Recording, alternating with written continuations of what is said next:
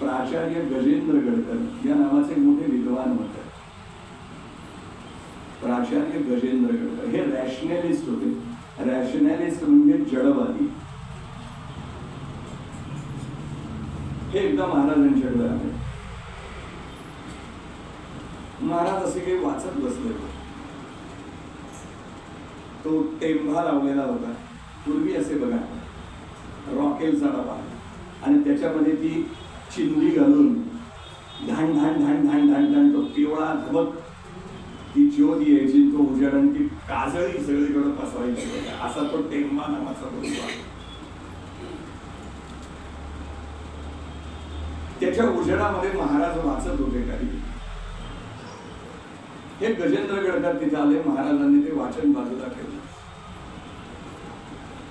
आणि इकडे काही गप्पा गोष्टी सुरू झाल्या. बोलता बोलता ते गजेंद्र गडकर म्हणाले, महाराज आत्मज्ञान किंवा आत्मबोध कशाला म्हणतात आपण सांगा. आत्मबोध आपल्याला झालाय का आत्मबोध? आपल्या सद्गुरूंनी आपल्याला आत्मबोध करून दिलाय का? आत्मबोध म्हणजे काय आपण मला सांगा. महाराज म्हणले, हे बघा मी काही एवढा विद्वान नाही. मी काय 4 बुक शिकलो असेल, लिहिता वाचता फक्त येतं, बाकी मला काही एवढं का. आपल्या सद्गुरूंनी आपल्याला शिकवलं नाही वाटतं आत्मबोध म्हणजे काय. सद्गुरूंचं नाव काढला क्षणी महाराज एकदम गंभीर झाले. ठीक आहे, आत्मबोध म्हणजे काय तुम्हाला जाणून घ्यायचं, ऐका. असं म्हणून महाराजांनी तो जो दिवा पेटलेला होता फटकन त्याच्यावर हात मारला आणि ती ज्योत विझवली. एका क्षणामध्ये त्या खोलीमध्ये काळा मिट्ट अंधार पसरला. डोळ्यात बोट घातलं तरी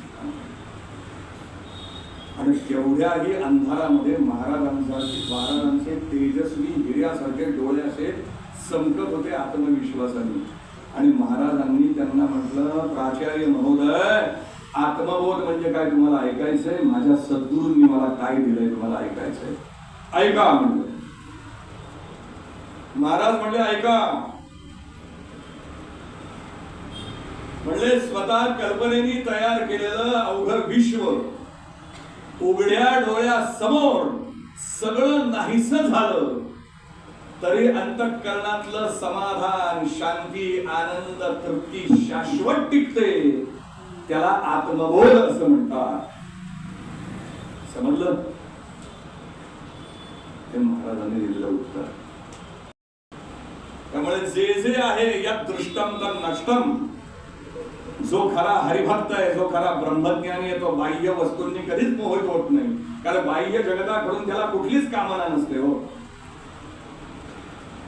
हे जे आहे ते मृगजळ आहे. उत्पद्यन्ते विलीयन्ते. जे निर्माण झालंय ते नाश पावणारच आहे निश्चित. त्याच्यात चिकटून राहतच नाही कधी. तो निर्लिप्त असतो. पद्मपत्र मेवांचा या न्याय.